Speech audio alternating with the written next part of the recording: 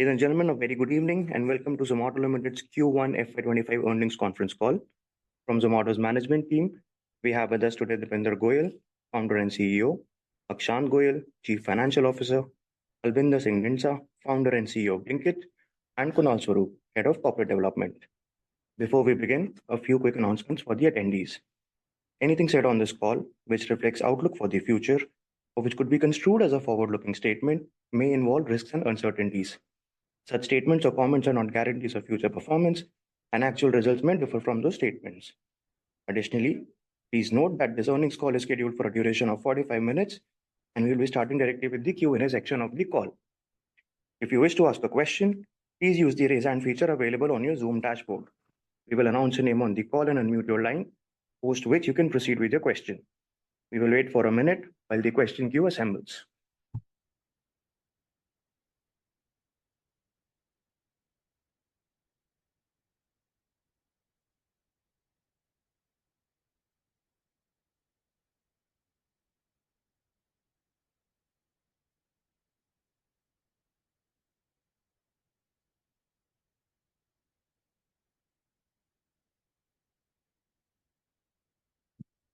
First question is from the line of Ankur Rudra from JP Morgan. Please go ahead.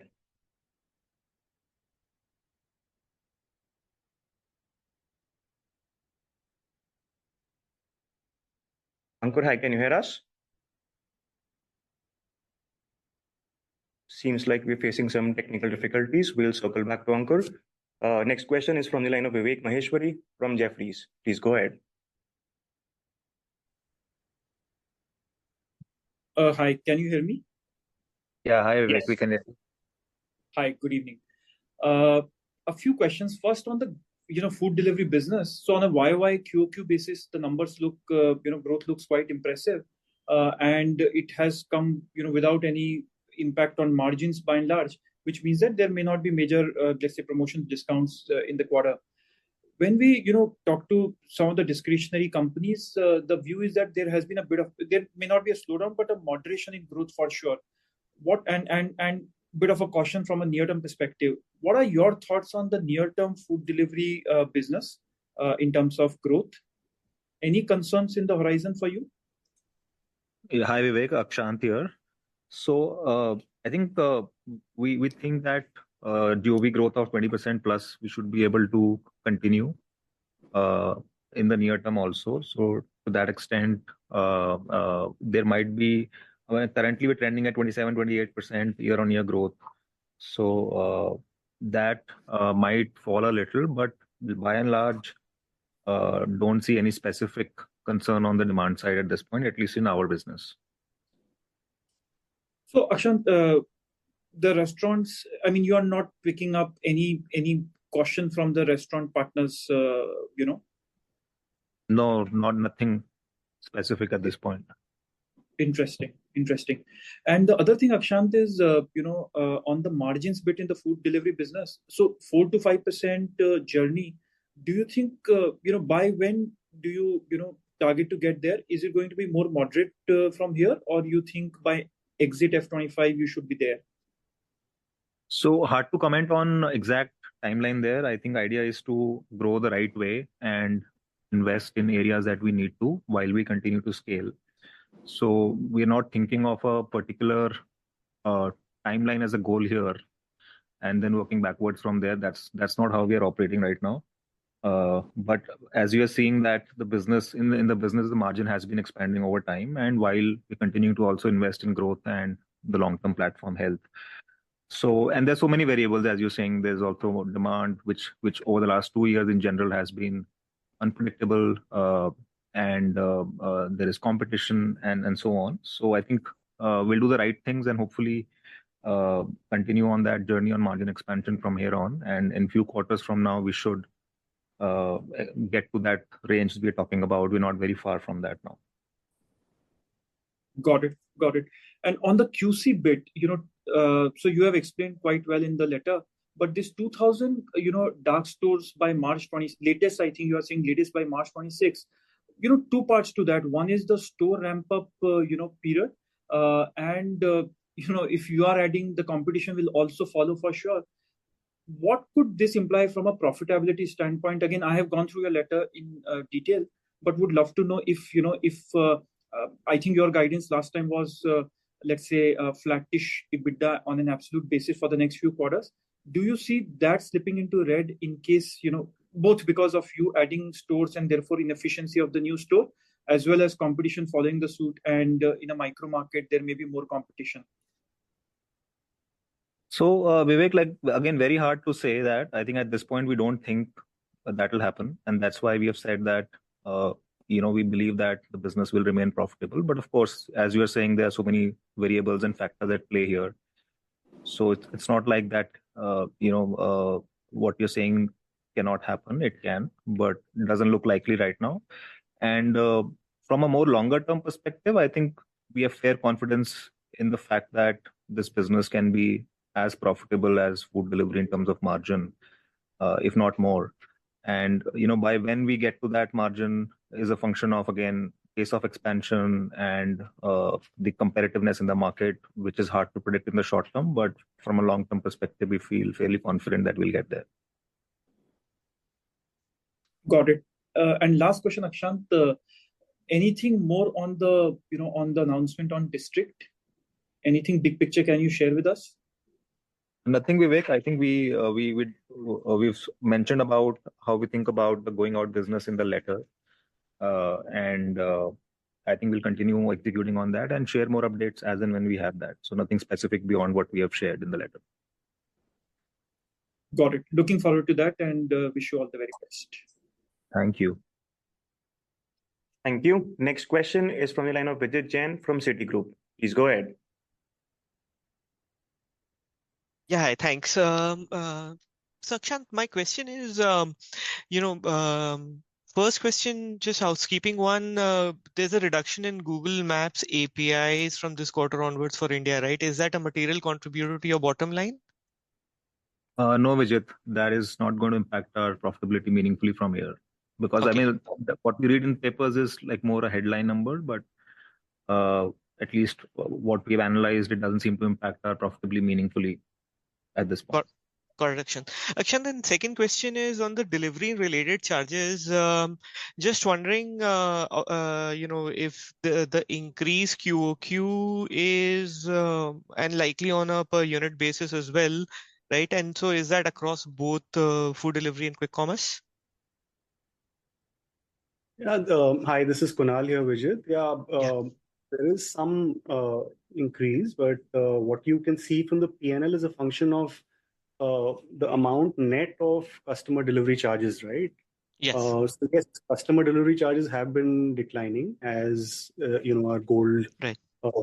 proportion increases, but as such, net of that, there is no meaningful change to the delivery cost number.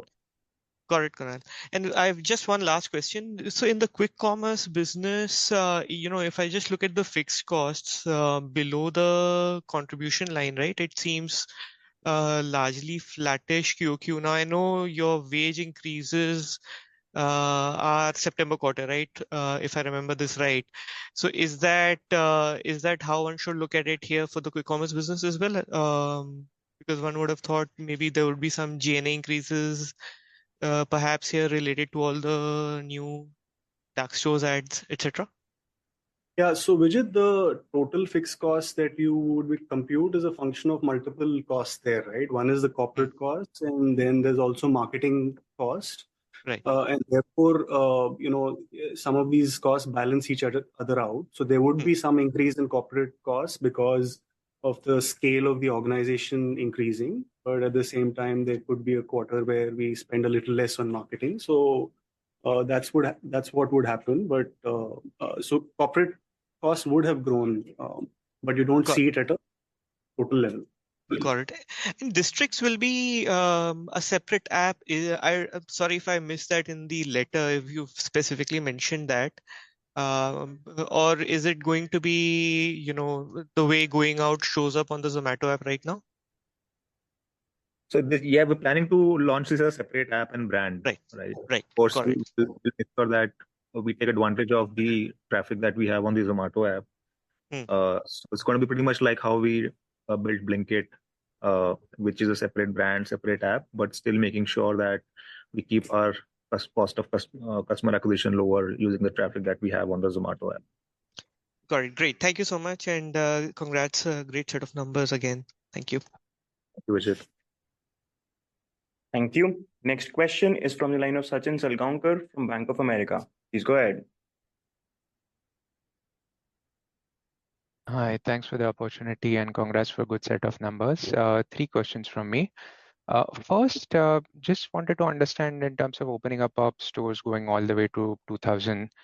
It's very clear that you will go into area where you guys are not an incumbent or have a first mover advantage. So with that respect, how do you intend to differentiate versus competitors and get the users to switch to your platform? As you know, it's not easy for users to switch, which you clearly are in a dominant position in an area like NCR, and competitors often struggle out there to get any consumers from you. Hi, Sachin, this is Albinder. So even if you look at the 113 stores that we opened in this quarter, a significant number of them were not in NCR. Our focus is to just maintain a high quality of service.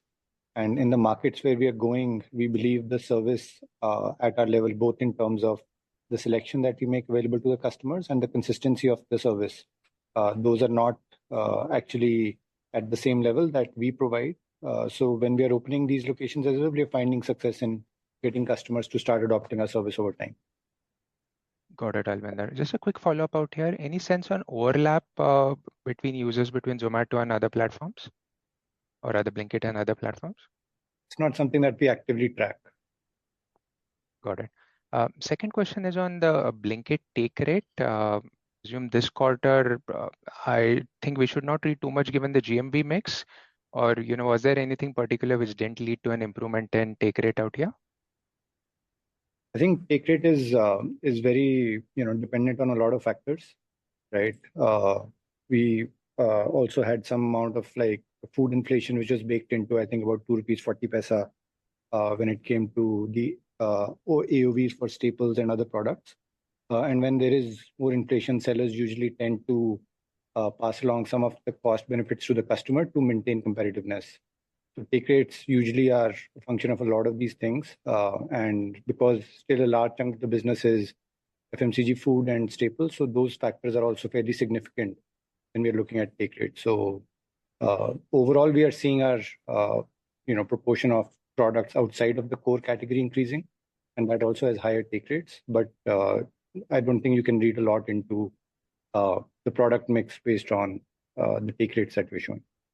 Got it. And from a 3 to 4 year perspective, what should lead to an improvement in take rate? Is it mainly the mix or is it the ad? I think both of them. Also the delivery fee, that's also part of the take rate that you're computing. So it's the gross margins, the delivery fee and ad income. We think we should see benefit accruing across all these three line items. Thanks, very clear. And my last question is on the size of the stores. Clearly, you guys are opening more stores, and what you said into a shareholder letter is you guys are gaining share from e-commerce. So, is there a thought process to have bigger dark stores than the existing ones, and hence improve the assortment? Yeah, I think our preference is to always open larger stores, and our current inventory of the stores that we are looking at to open are on average larger than the ones that we have. But that's a lot of it is dependent on the real estate available in the cities. So it usually tends to be a mix. Got it. Thanks and all the best. Thank you. Thank you. Next question is from the line of Aditya Soman from CLSA. Please go ahead.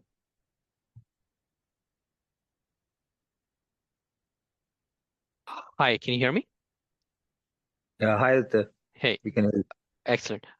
So a few questions. So firstly on Blinkit dark stores, any idea of how much of these would be sort of owned or unmanaged by you versus outsourced? Aditya, our attempt is to make sure that every new store that we open, that eventually it is run by a local partner.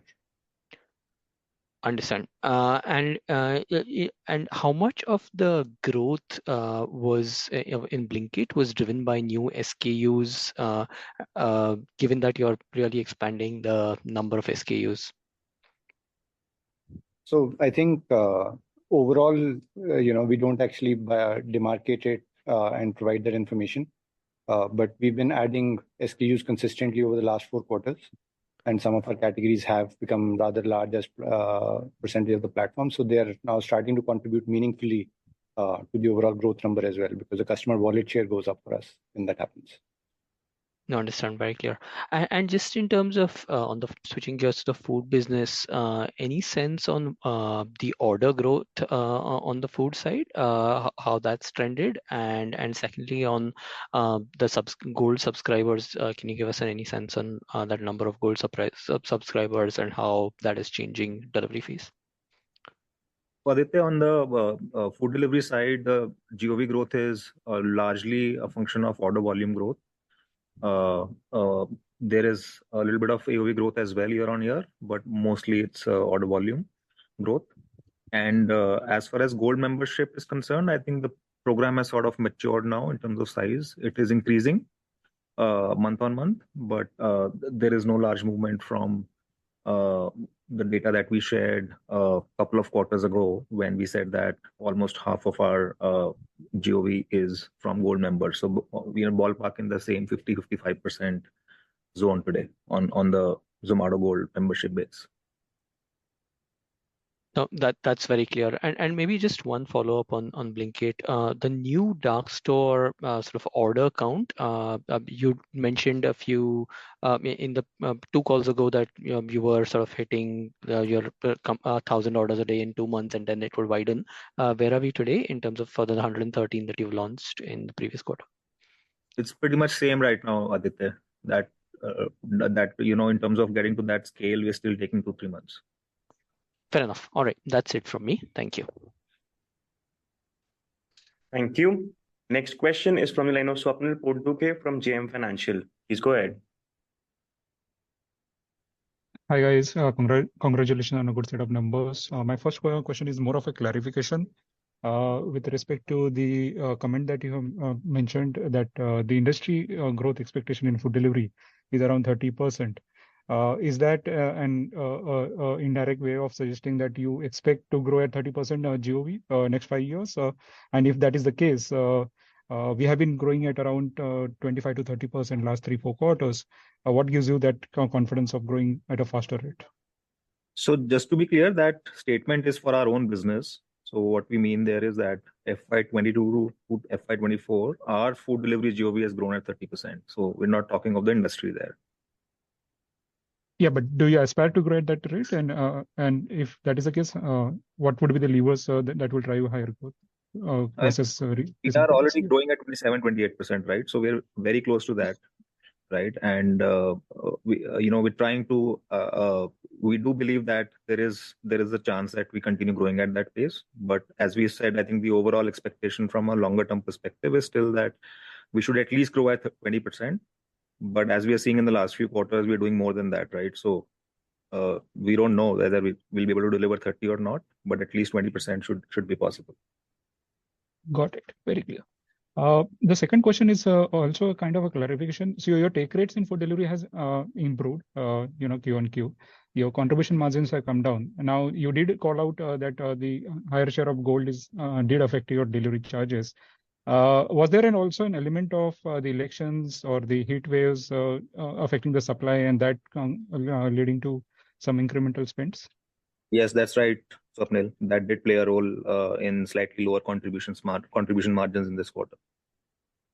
And we should expect that to reverse going ahead, some of it, if not all. That is right. But again, in this quarter, we expect rains, right? So that again puts a pressure on the delivery cost. So I think at different quarters, there are different dynamics on different line items. But the overall larger message is that directionally, the overall adjusted EBITDA margin should continue increasing from here. Got it.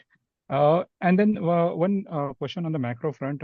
So we have been hearing a lot of things from the government that they are planning to work on social security benefits for the delivery partners. And if those things do take past, how do you see the impact on your margins across the board, both food delivery, quick commerce, that way? So there's no clarity on these topics at this point. So the different states are taking a different view on how these welfare benefits should be administered, and exact impact on the PNL is not clear at this point, right? But we don't expect it to be very meaningful, and and at this point we don't expect it should impact our margins, right? We should be able to absorb this in our business or even pass on to the customers if needed. Got it. And on Blinkit, so there is a mention about share shift from mid to premium range modern retail in large cities. Will it be possible to explain which retail formats are we talking about, or you can use some examples to explain what do you mean by that point? Okay, Swapnil. So I think when we talk about modern organized retail, it is multi-store format organized retailers, which might not be at the scale of the hypermarts, but ones that are used by customers more often for during the week purchases. So I would rather not name the other players, but I'm sure like there will be plenty of examples in every city of this kind of a modern format, which is typically multi-store operated and catering to the premium end of the customers. Got it. And just the last one. So we have seen some increase in your capex this quarter Q-on-Q. Now, is that entirely related to Blinkit, especially given the fact that you made a comment just a few minutes back that you're partnering with local partners for new store expansion. So how do we tie up that increase in capex? Hi, Swapnil, Kunal here. So it's a combination of the Blinkit store scale up and partly also where we're increasing some warehousing capacity on the Hyperpure side. So I think it's both of these things combined, but a larger proportion is the Blinkit part. And So there is a sorry. Just to clarify, so even when we open stores with partners, our policy now is that we actually take the upfront cost of the capex, because we find that we are able to do a higher quality capex rather than expecting the partners to invest in the high quality capex that we expect. Understood. And if there's also a working capital release of around 175 crores, if I'm not wrong, is that related to the calendar dates that are used to highlight earlier, and or something else? Yeah, Swapnil, so it's that, and also I think a little bit of growth in line with the growth in Hyperpure business, right? So that's a business where we have positive working capital. So as that business is growing, we have seen some working capital growth on account of that also. Got it. So thanks a lot, guys, for the opportunity, and all the best, and keep doing well. Thanks. Thank you. Thank you. Next question is from the line of Gaurav Rateria from Morgan Stanley. Please go ahead. Hi, thanks for taking my question, and congratulations on a solid set of results. My first question is on food delivery. I want to understand how broad-based the growth was across top 8 and non-top 8 cities. And when we look at the top 8 cities, what's been the driving factor for growth? It is also driven by the user growth. Is it more by frequency? Is it more by average order value? Just trying to understand the key factors driving the growth in top 8 as well. Hi, Gaurav. I think the growth is fairly broad-based across the top 8 and the non-top 8. I think, like we mentioned before, top 8, even today, from a supply standpoint, we still have enough work to do on supply sufficiency, both in terms of onboarding existing restaurants and increasing the choice for customers in terms of new restaurants and cuisines. So I think as we work on supply, that has had a bearing on growth as well. Not too much. I wouldn't attribute too much of the growth to AOV, like Akshant mentioned earlier as well. So it's largely more supply sufficiency, more customers, and that has been the bigger driver in the top 8. Got it.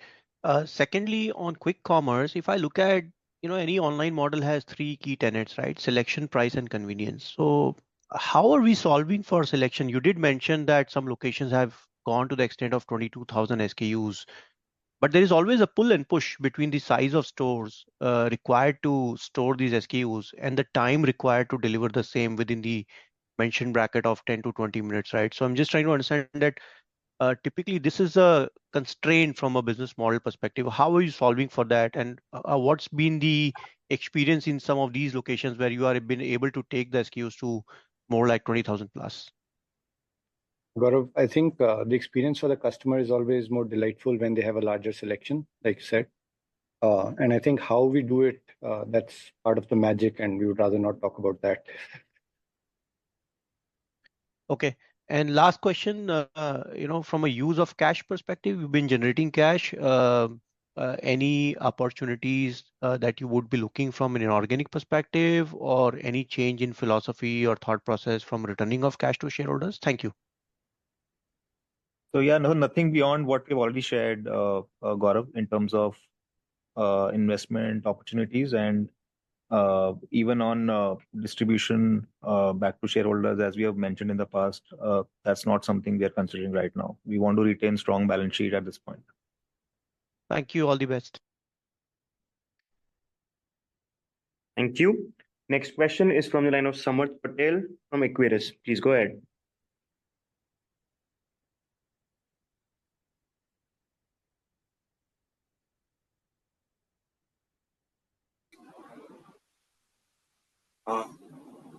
Am I audible? Yes. Yes, you are. Thanks for providing this opportunity. My first question is to Akshan. Like we have implemented a platform fee, or you can call it convenience fee of rupees 5 to 6 in food delivery, which was almost zero last year.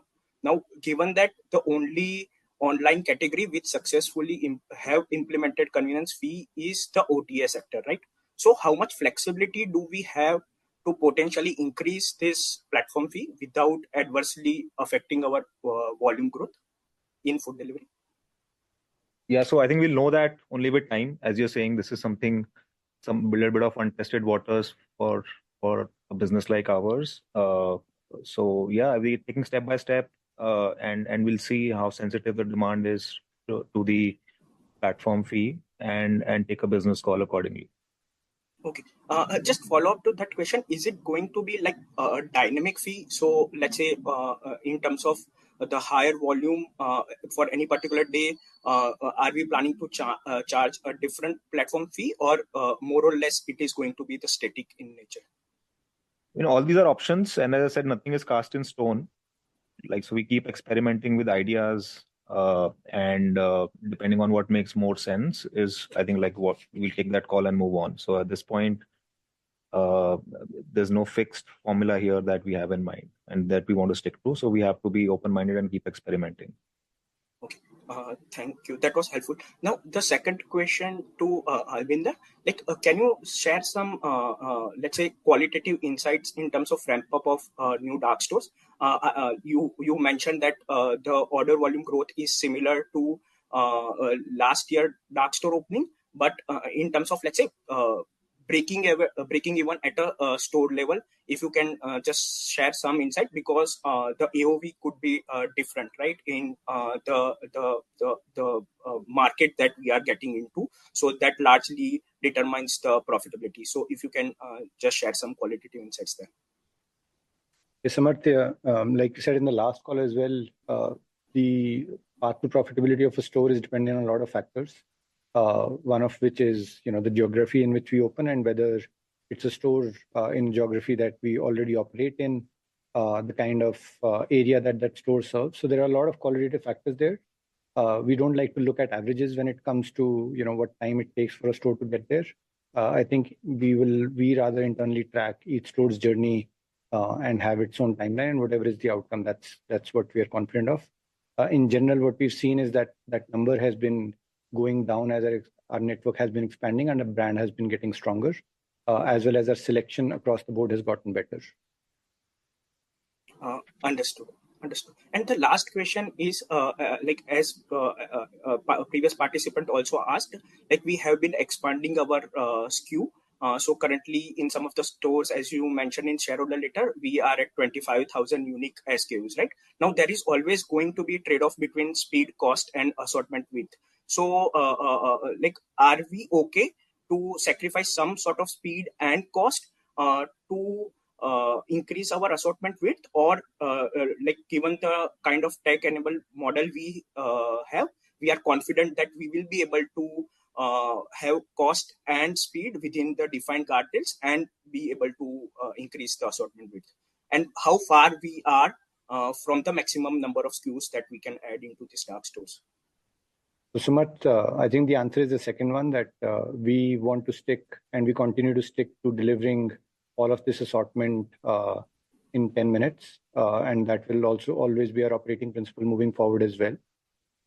In terms of what is the SKU count that we can reach, I think as we expand more and we add more SKUs, we also keep innovating on that front. So I don't think that there is a limit that we can define to that. That's a max number of SKUs that we'll be able to serve in a neighborhood. Same neighborhood 2 years ago we used to serve about 5,000 units. Now we're at 25,000. So I think that number can still go up meaningfully. Understood.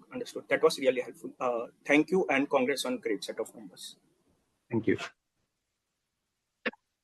Thank you. Next question is from the line of Manish Podar. Please go ahead. Yeah, hi. Thanks for giving me the opportunity. So I have three questions. First is, Akshan, if you can help me understand, let's say in the food delivery business, let's say, in markets of South India, how would now our market shares be trending in your view? So I think our market is fairly broad. It's hard to have a sense of the absolute market share, but I think what we're able to track is directionally how are we growing compared to the overall industry that includes aggregators and restaurants who also sell directly through their platform. And in some of the markets in the south, if you take a slightly longer view, last 2-3 years, we think our market, the penetration and the share that we have in those markets has grown meaningfully. But let's say if you have a national market share versus the market share in those regions, is the gap, let's say, within a 10 percentage point, or is it still a 20-25% gap? No, I think we're very now close to our national average even in the cities in the south, where historically 3-4 years ago we were meaningfully lower. Okay, that's interesting to hear. The second one is, let's say in the grocery business, what would the broader mix be? How much would be the share of, let's say, general merchandise and fresh, except dairy? Hi, Manish. So in the Blinkit business, we don't provide that breakup. Okay, let me put, if you don't give me that, let's say in terms of scaling this, let's say from the store count today to, let's say 1,800 to 2,000 stores in the next 2 years, what really is the hindrance in terms of doing that, in your view? I think our ability to execute, nothing more. Okay. And the last one, in terms of capital allocation, so let's say probably the deal of there was this media article going across that is not happening, and we've gone ahead and doing this organic, and now cash is also accruing for the last few quarters. So what is the thought with the cash on books? That's it. Thank you. Manish, at this point, as I mentioned in response to a previous question and also in our past letters, I think there is a big value of having a strong balance sheet, given that we are in multiple businesses and most of our competition is our private companies with large balance sheets as well. So there is no plan for distributing the cash at this point. So we'll just hold the balance sheet. Okay. Thank you so much. Great show and all the best, guys. Thank you. Thank you. Ladies and gentlemen, in the interest of time, we will now move on to take the last 1 to 2 questions. The next question is from the line of Rahul Jain. Please go ahead.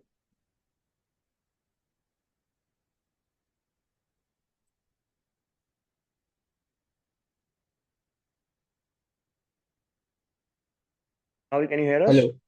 Yeah, I can hear you. Please go ahead. So, yeah, thanks. Congrats on strong performance.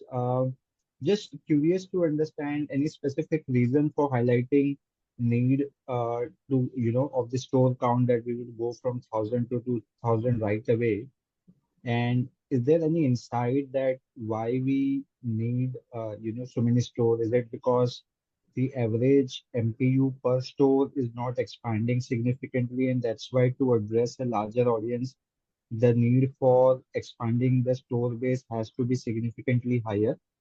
Or you see a certain cap in terms of number of order frequency per household in an area, which would mean that addressing a larger audience becomes a critical element to grow rather than expanding in the same space.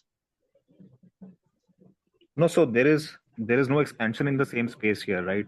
Space is a store here, and what we have shared here is our opportunity and outlook on how large can this business become for us, and we've shared it now because we feel confident about getting to these kind of outcomes.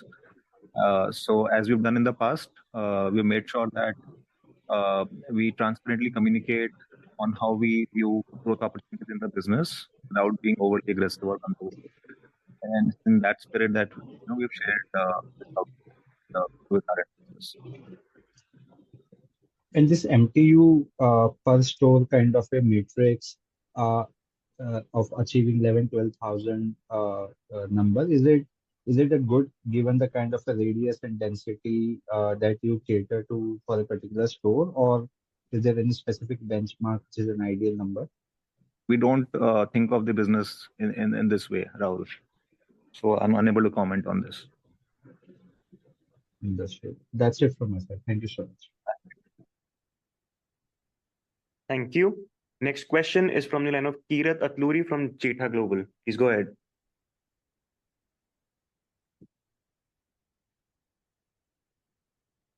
Yeah, hi, management team. I know you don't want to reveal the secret sauce, but I think it'd be helpful for everyone to just understand, how much software and sort of how exactly are you achieving high service levels with what is effectively a franchise model.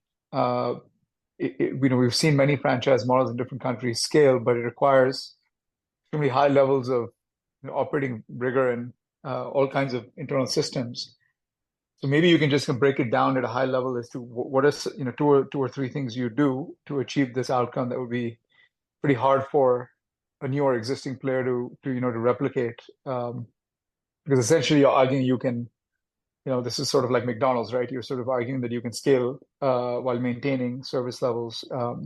You can scale to very high numbers. So I'm sure this is not as easy as partnering with some local guy and setting up a box and just putting SKUs in the store. There's got to be more complexity to this. If you could just help people understand that'd be helpful. Great. So like you said, a lot of this is the systems and the tech that we've built over the years that helps us to achieve this. But that also comes with the operating rigor that we have to put into place. So those are givens. And I think we generally foster a culture of innovation so that we can actually try to get to these outcomes, because we feel that these create real value for the customers. So when we are thinking of selection, we are not really thinking of constraints. We are thinking of how to make it happen. And that's the culture of the organization. And we solve for that. And I believe that once you start solving for it and you build the right systems, you build them over a long enough period of time, that you will get to these outcomes. So to your question, I don't think it is as easy to replicate. Of course, it's always possible.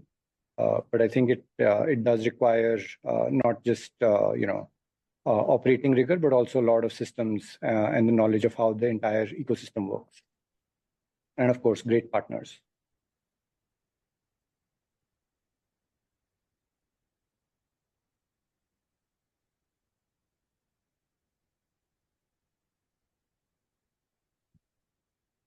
Hi, Kirat, you there?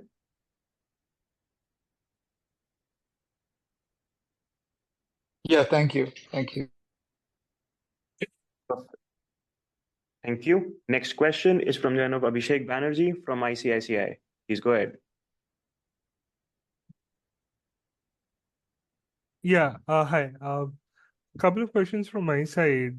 First is on the order value. So AOV, would it be correct to imagine that it is broadly in line with what we saw last quarter, or would the 425-ish be a better number? Hi, Abhishek, we don't provide that metric, so will not be able to comment on that.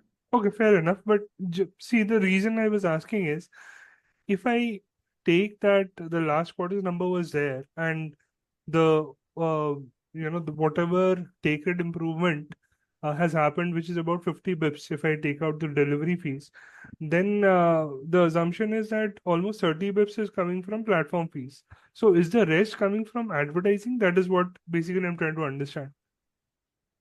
Yeah, so again, we'll not be able to comment on specific levers of margin improvement. We don't do that because of competitive reasons, as you can appreciate.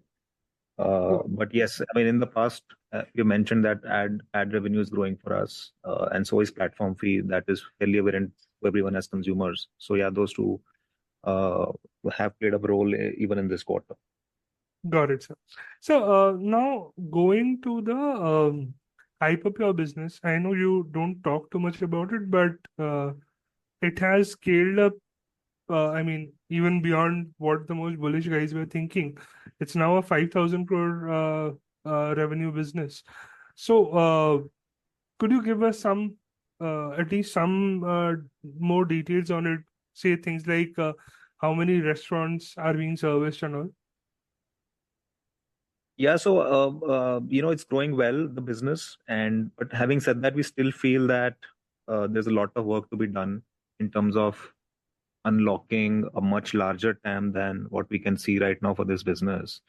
And hence, as you would see, focus is more on discovering that and solving new problems than on profitability at this point, right? So we want to just like run this business close to break even and see if there are newer markets or newer customer segments within the restaurant industry that we can unlock. Run few experiments, and we continue to do some experiments around that. And I think as and when those scale, we'll be happy to share more details with everyone. Got it. So the angle I was asking this was from that we have always heard about commissaries that these large QSR chains have. So would it be possible to at least give some idea of what would be your pricing differential with these commissaries? So today we actually don't even cater to these large QSR chains as our customers. Yeah. Our customer segment today is like sort of middle-level restaurants with few outlets, right? So the value proposition there is higher quality supply, delivered in a predictable fashion, on demand, pretty much, right, on the next day, and priced comparatively. So that value prop today is serving well a large section of these restaurants. And I think we need to think harder and create value propositions for rest of the restaurant industry, where we are able to add value to what they're doing today and therefore get more business from them. That's a WIP for us. Understood. And finally, on the capex part that Kunal briefly mentioned, with regards to you doing the capex yourself in some of the dark stores, but I'm sure that you will not be doing that free of cost, right? You would be taking some deposit money or something from your partners. So where is that coming up? Is that coming up in the other items line? Abhishek, we don't recognize that as revenue, or we don't actually have that part of it. It's in the form of a bank guarantee from the partners, so it doesn't actually come on our books. Oh, okay. But any specific reason why you would do that? I mean, that would make your balance sheet even better, right? I think we want to be fair to our partners. A lot of the partners that we get on board are hardworking, small business owners that actually want to have a larger business. And a lot of the time, they don't actually have the means to be able to invest large amounts, but they can provide a bank guarantee against some of their assets, right? So to be fair to them, we don't want them to, don't want to be riding on their cash. We go through rigorous process to select them, and we trust that they will operate our business the right way. But at the same time, we also want to nurture the ecosystem so that the hardworking folks actually get an opportunity to upgrade their life by working with us. Understood. But that also kind of gives me the idea that probably, so is one entrepreneur being given multiple dark stores in that sense? They have to prove themselves with the first one, but then we can give them. That's on our discretion. Understood. So that was very, very helpful. Thank you so much, sir, for the opportunity. And yeah, again, excellent performance. And I think not much to add on that. Thanks. Thanks, Abhishek. Thank you. Ladies and gentlemen, we will now conclude this conference call. Thank you for joining us, and you may now disconnect your lines.